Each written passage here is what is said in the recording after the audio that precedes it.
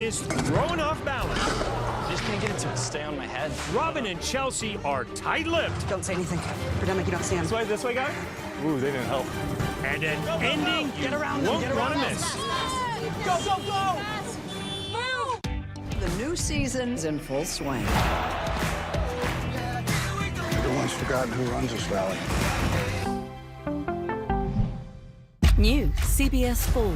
This is NCIS. Welcome to Australia. NCIS Sydney, Tuesday, November 14th on CBS. Most women are unaware how alcohol can impact their breast cancer risk. Tonight, the Johns Hopkins study that explains why young women may be most vulnerable at 11.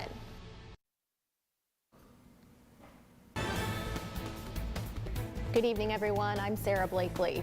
Tonight on your WZMQ 19 News, another push for the Line 5 tunnel project. Why state Senate Republicans are urging state officials to speed up the permitting process and get the project done. Plus, protests in Washington as hundreds call for a ceasefire in the Israeli-Palestinian conflict. And what comes next after Jim Jordan loses a second time today in his bid to become the next U.S. House Speaker? Your 19 News starts now. Live from the UP, this is WZMQ 19 News at 11.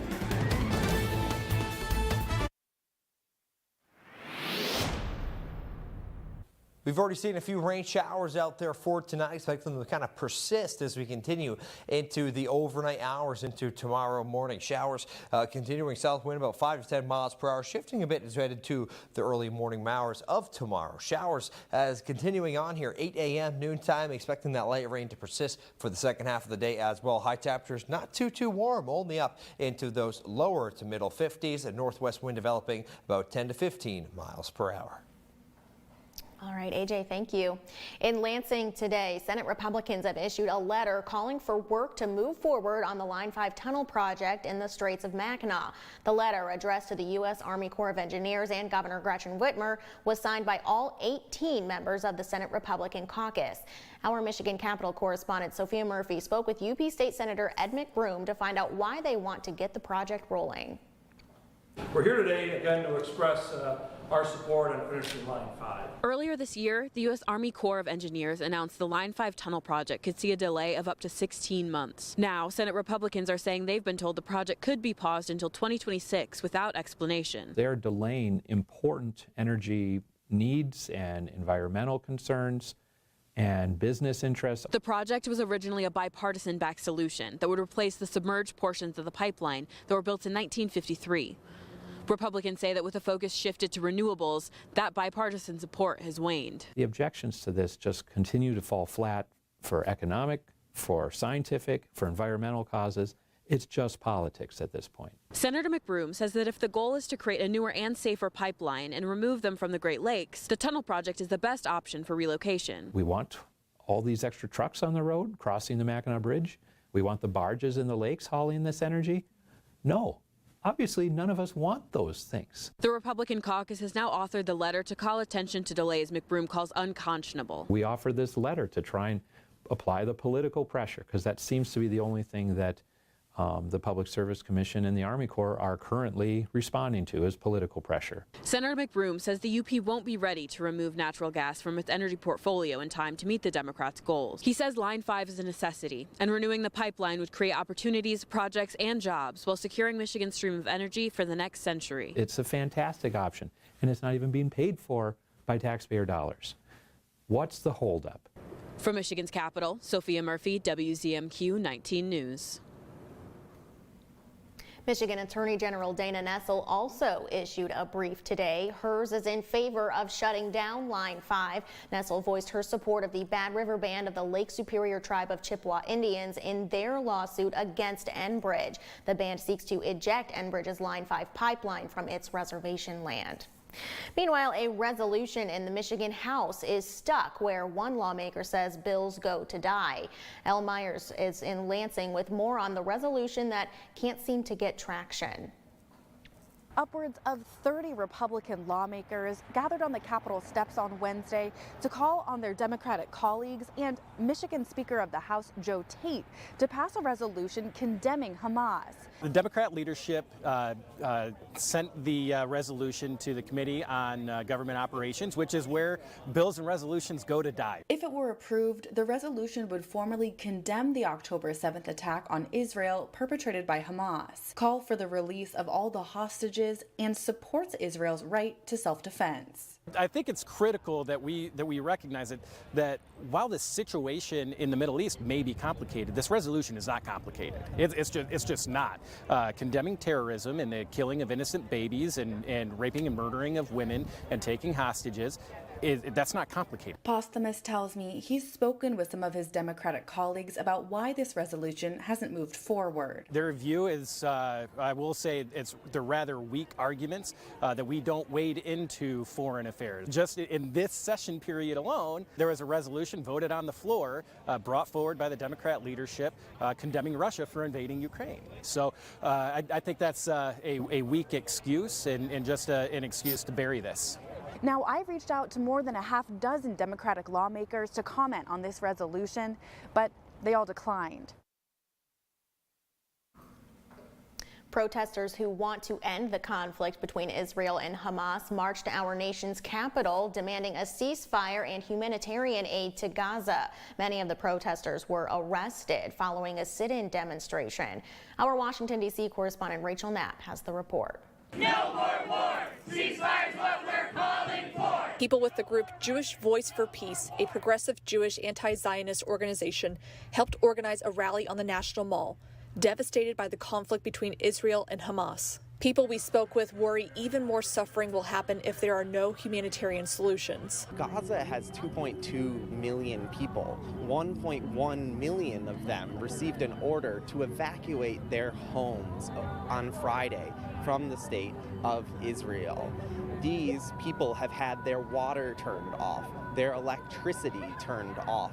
They do not have access to the food that they need. I want to support ceasefire. I think that, there's millions of lives at risk right now if Israel were to conduct a ground offensive in Gaza, and I think those lives are equally as valid and valuable as any in Israel, and I am coming out here today, I guess, to support humanitarian solutions. The protesters took their concerns to the streets. So the group is marching towards the Capitol. They want lawmakers to hear their calls for a ceasefire. The group shut down streets by the Capitol and prompted an increased police presence. Many were even arrested. Capitol Police say demonstrations are not allowed inside congressional buildings. Some were also arrested and charged with assault on a police officer during processing. Over in Israel, President Biden announced on Wednesday an agreement has been made to allow humanitarian aid move from Egypt to Gaza, including $100 million to help with civilians in Gaza and the West Bank. According to sources, humanitarian aid has been stuck at Egypt's border with Gaza. While the Biden administration keeps reiterating that they support Israel, the president also says the vast majority of Palestinians are not Hamas, and Hamas does not represent the Palestinian people. In Washington, D.C., Rachel Knapp, WZMQ 19 News. As all that's going on, the House continues to struggle to elect a new speaker as House Republicans are divided about who should lead. The debate comes as time is ticking down until the next government shutdown, and Congress is expressing a need to pass military support for Israel and Ukraine. Skylar Henry has more details from Capitol Hill. The House held another round of voting to elect a new speaker, and Jim Jordan lost some support among House Republicans. Buchanan. Donalds. Jim Jordan says he has no plans to drop out of the race, and he's looking to win over the Republicans who currently do not support him. I already proven I can get from the most conservative members of the conference to the more moderate members of the conference. So got a whole cross-section of the conference. It's important that we get the last few. Jordan can only afford to lose 4 votes and still reach the 217 needed to win. And this process has exposed some deep rifts within the Republican conference. I think we're a mess. There's now a growing chorus of people, including former House Speakers Newt Gingrich and John Boehner, calling for Speaker pro tempore Patrick McHenry to be made temporary Speaker and push this contentious vote to a later date. Ohio Congressman David Joyce plans to file a motion to do that, saying by empowering Patrick McHenry as Speaker pro tempore, we can take care of our ally Israel until a new speaker is elected. But doing so would require making a deal with Democrats, which is a no-go for some. I think we should get a Republican speaker. I've been very clear about that. I think that's where the conference is. That's what our rules suggest. So let's get a Republican speaker and get about the people's business. Jordan says they'll vote until they have a speaker. Jeffries. House Republicans announced there would not be another vote on the House floor Wednesday while Jordan talks with the holdouts. Your first warning weather forecast is coming up after this break. Plus, a ghostly event in Escanaba this weekend could actually teach you a thing or two about Michigan history. We'll tell you how to attend the Playing Dead Cemetery Tour. And a Marquette author publishes her third book, how she found the courage to put pen to paper. We're back in 2 minutes. 19 News is brought to you by Kirkish Furniture. Shop our huge selection of Amish-crafted dining room sets at Kirkish Furniture in Houghton. Browse our large in-stock collection and customize with a special order. With 1-year no-interest financing available, plus free delivery. Shop Kirkish Furniture today. Get 11% off everything at Menards. Update your bathroom with a Moen faucet that suits your style. Moen faucets give you a lifetime of beauty, reliability, and innovative features. Get this Finny bath faucet for $129.99 after rebate. Continue your renovation with Frontier vinyl plank flooring. It's waterproof, durable, and easy to install. Featuring an attached pad underlayment for extra comfort and sound absorption. Frontier vinyl plank is $239 per square foot after 11% rebate. Save big money at Menards. There are a lot of things out there going viral. But this fall and winter, you can help keep your immune system from going viral and help protect it from the flu virus and the COVID-19 virus by getting your vaccinations. You can get both vaccines at the same time. The world has enough going viral these days. Talk to your healthcare provider. I'm Lily Simmons. Watch my reports from Escanaba and Delta County only on WZMQ 19 News.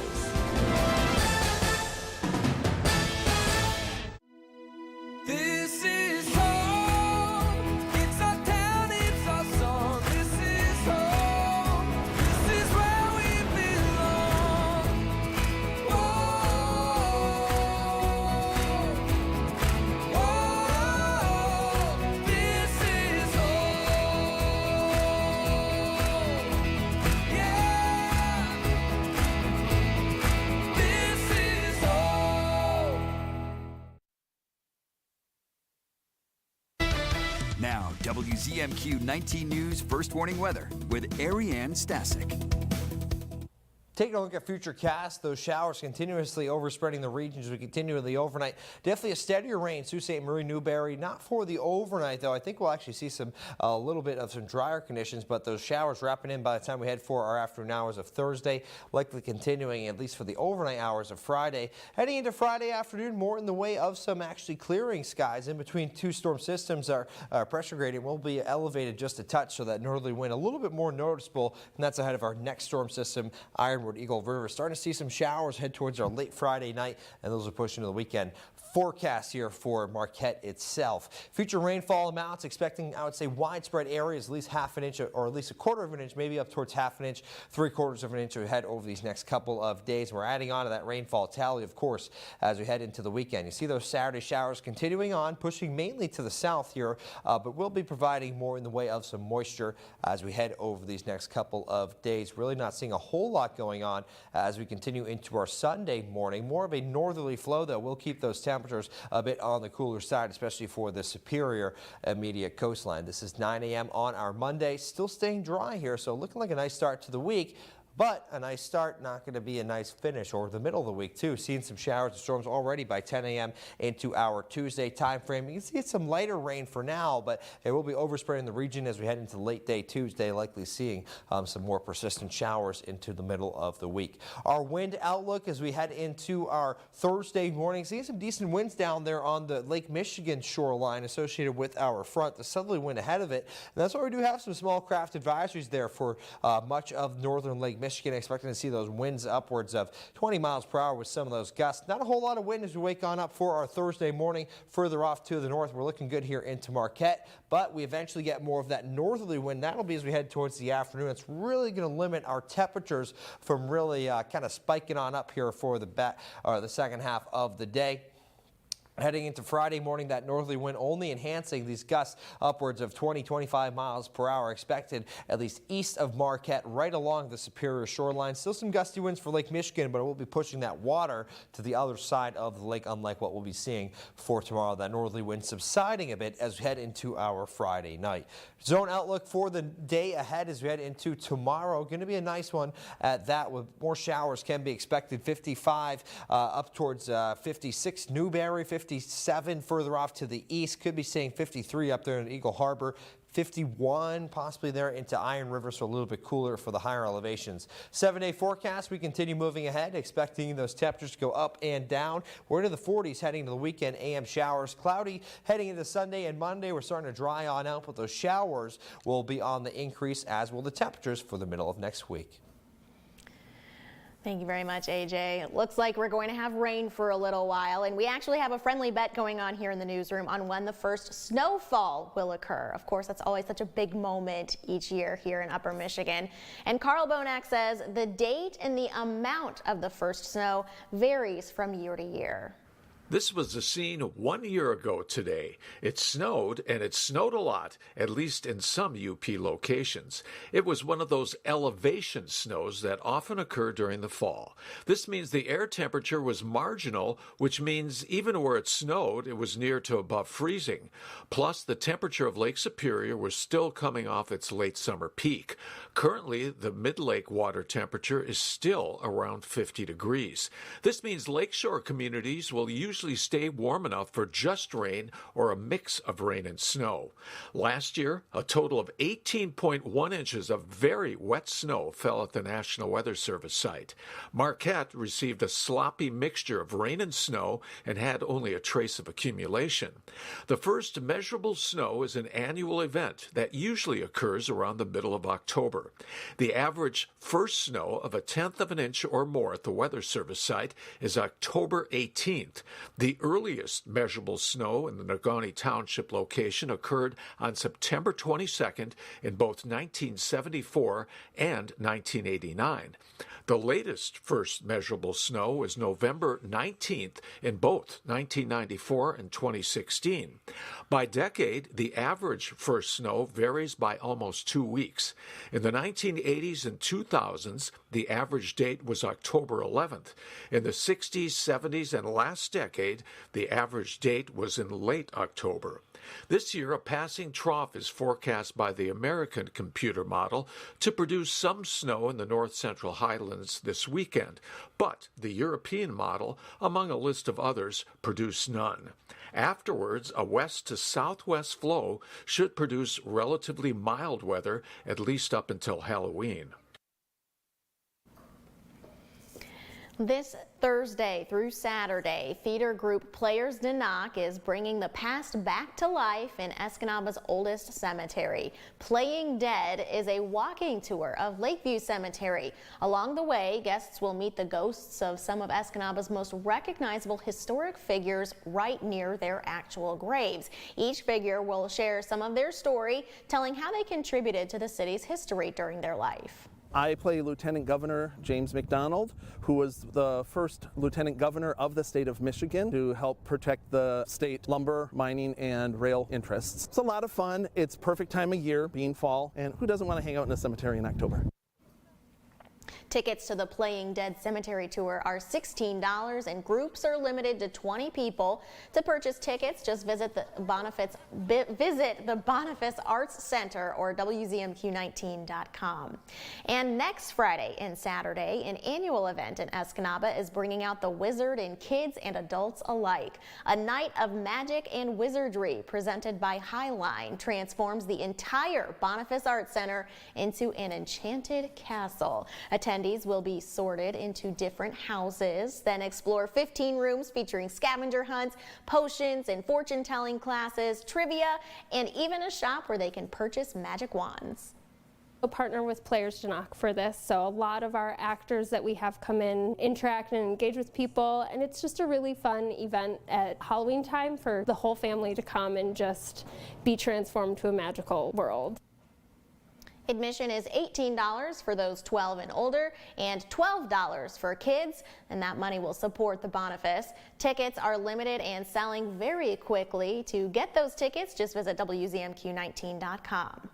A Delta County woman is making sure every child has a fun and safe Halloween. The Teal Pumpkin Project is expanding in Escanaba. It's a nationwide effort to make sure children with food allergies or sensitivities still have fun trick-or-treating. Samantha Godino was inspired to get more of the community involved this year as her son Shepherd has a severe peanut allergy. She says anyone can participate in the Teal Pumpkin Project by handing out items that cater to those with allergies, like little trinkets or toys instead of traditional candies.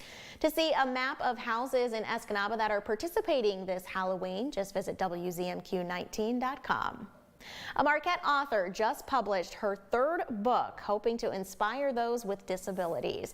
WZMQ's Mitchell Reif shares her story. Today is the launch of Dorothy Pad's third published book titled Dorothy is Teaching Teachers, where she writes about how to teach those in the classroom who live with cerebral palsy. On top of a book signing, Dorothy also arranged a special tour for her fans. I put my heart and soul into what I do. I put my heart and soul into my books. And today, Dorothy wanted to show her friends, family, and readers just how that gets done. Lake Superior Press was able to open the doors, show off the printing press, and present Dorothy with the first hard copy of the third book. This is my second time of actually getting to see it get done. I was so inspired by the first time that I wanted my friends to see it too. During her time in school, there was more than one occasion where she felt outcasted and pushed to the side, and this book is to help people feel more included and accepted. There was no wheelchair stories in books with children in wheelchairs, so she didn't have anybody else to identify with. It's Dorothy's opportunity to find her voice. As one of the main mentors for getting Dorothy to put pen to paper, Heather Pickett says she always saw the spark in the young author, and that even when there were doubts, she would remind her of the inspiration that she can be for the community. What was interesting is when we first started working on the first book, she said, I'm not a writer. What do you mean I'm going to write a book? Now, 3 books later, Dorothy is an instructional coach at Northern Michigan University's School of Education. Although her journey has been different, she says her purpose to inspire has never wavered. Life took a different path and I became an author, but I realized at the same time that I'm a teacher too. It's okay if your dream looks a little different, it can still happen. Mitchell Reif, WZMQ 19 News, Marquette. Dorothy's third book, Dorothy is Teaching Teachers, is currently available online. We'll have that linked on our website, WZMQ19.com. Still ahead tonight, researching the link between alcohol and breast cancer. After the break, why researchers at Johns Hopkins say younger women may be most at risk. Here's your WZMQ CBS This is Home Community Calendar.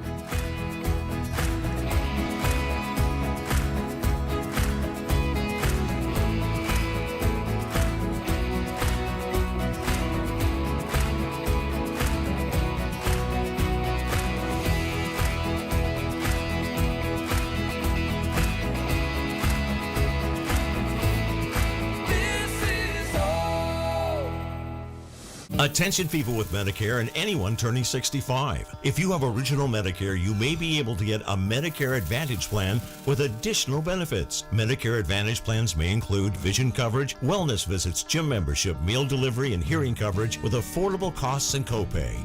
To see if you qualify for a plan with additional benefits, call Best Medcare. Our licensed insurance agents can review your current plan benefits and tell you what plan with additional benefits may be available to you. Just one call and you may be eligible to enroll in a plan with a $0 monthly premium with $0 deductibles. Tell us the doctors you want to see and if you want prescription drug coverage. The call is free. You may even find plans with $0 monthly premiums or $0 copays on certain services or $0 deductibles. Speak to a licensed insurance agent to find out if a Medicare Advantage plan is right for you.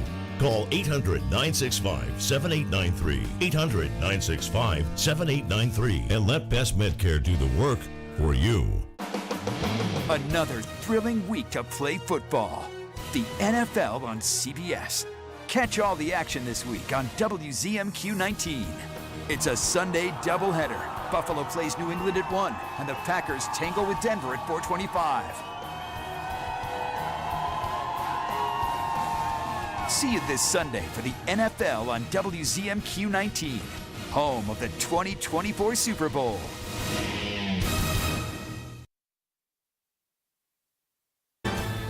You're watching the award-winning WZMQ 19 News, live and local with Sarah Blakely. Researchers at Johns Hopkins are studying the link between breast cancer and alcohol. Drinking could increase the chances of cancer for women of all ages, but scientists are now trying to pinpoint why and who is most at risk. Natalie Brand has the report. Jessica Butcara is living with metastatic breast cancer. I would be lying to say that it's not something that you don't think about constantly. Her first diagnosis came at age 37. Nearly 4 years later, she learned it had spread. I started reevaluating any negative kind of vices that all of us have. That includes alcohol, a known risk factor for cancer. There are hundreds of studies that show there's a direct association between consumption of alcohol and breast cancer risk. Dr. Cynthia Zano, a breast cancer survivor herself and researcher at Johns Hopkins, is trying to dig into why. We're looking at how the alcohol alters our DNA. And the reason we're doing that is we'd like to know who's at risk. The American Cancer Society says women who have one alcoholic drink a day have a 7 to 10% increase in risk. Up to 3 drinks a day, 20% higher risk. And while cancer prevention guidelines say it's best not to drink alcohol, it's recommended women limit their intake to no more than 1 drink a day. Be mindful of how much you drink and how often. I want to raise awareness for my daughter and for other women, just to know that this is one thing that we can change. Jessica Butcara now stocks her fridge with alternatives to alcohol and indulges in extreme moderation. It's really just being intentional and deliberate and being a lot more aware. Her cancer is responding to treatment, and she's taking every step possible to live a long, healthy life. But I'm going to have a cup of coffee. Scientists say younger women might be especially vulnerable because breast tissue is most sensitive to environmental exposures from the start of menstruation to first pregnancy, typically during teens and 20s. In other health news, a helping hand from robots may lead to social loafing. That's when someone becomes accustomed to another's high performance, so they relax and let others do the work. Scientists in Berlin split participants into 2 groups to look for errors in a circuit board. Those who were told they had the help of robots that already inspected the board found fewer errors, while those who were told they were working on their own found more errors. New research from Rutgers University shows adults with ADHD are 3 times more likely to develop dementia. The study followed 100,000 adults for nearly 2 decades, finding even when other risk factors are taken into account, adult ADHD is associated with significantly higher dementia risk. The findings suggest ADHD treatments may reduce that elevated risk. The showers start to pick up overnight, and they stick around with us for a little while again. AJ has the outlook on the way and how to catch dozens of films showing this weekend in Marquette during the Fresh Coast Film Festival. That's our final story right after this.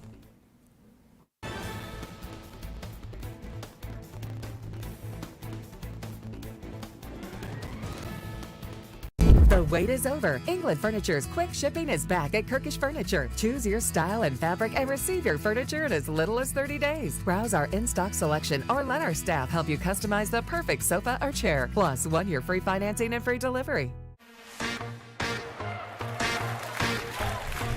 Welcome to The Late Show. I'm your host, Stephen Colbert. It's important to get a flu shot each and every year because flu viruses are constantly changing and immunity from the vaccine decreases over time. Flu vaccines are updated annually to work against that year's viruses. The best time to get your shot is in the fall, but getting it later can still help. Getting a flu shot lowers your risk of getting sick. And if you do happen to get flu, it's likely to be less severe.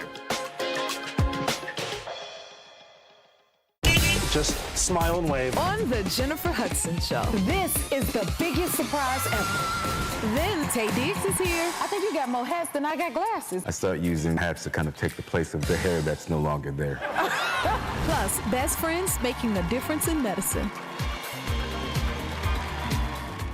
The Jennifer Hudson Show, tomorrow at 5 on WZMQ TV CBS, followed by 19 News at 6.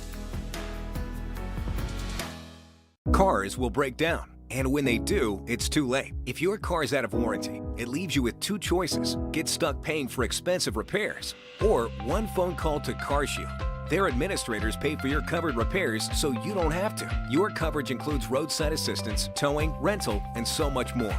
Plus, with their nationwide network, you choose the mechanic or dealer. Best of all, there's coverage for every wallet size. Make the smart call before it's too late. Call CarShield today. The Upper Peninsula's home for the talk, WZMQ 19.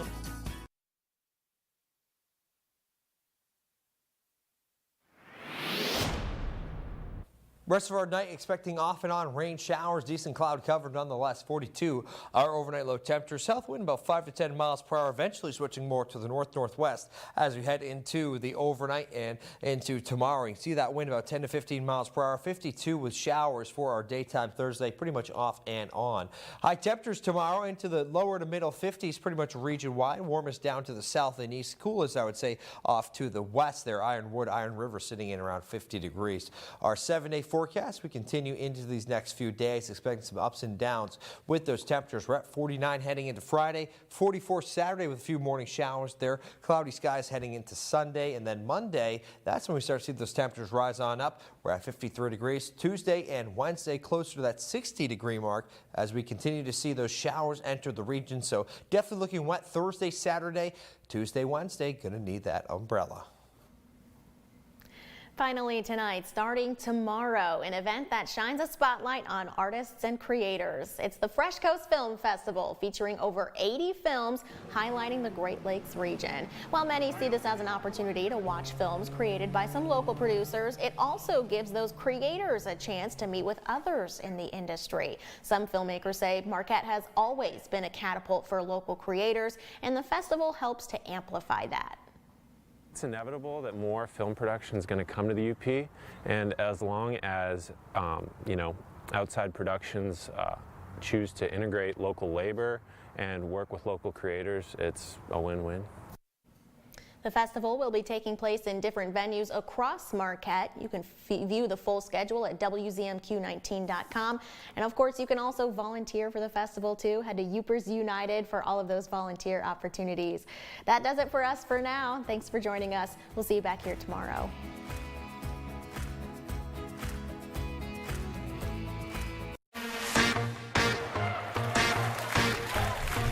Welcome to The Late Show. I'm your host, Stephen Colbert. I'm Richard Karn, and I love my hose. My hose is lightweight. Oh, no. My hose will not kink. Come on. And my hose is anti-leak. It ain't those old hoses. This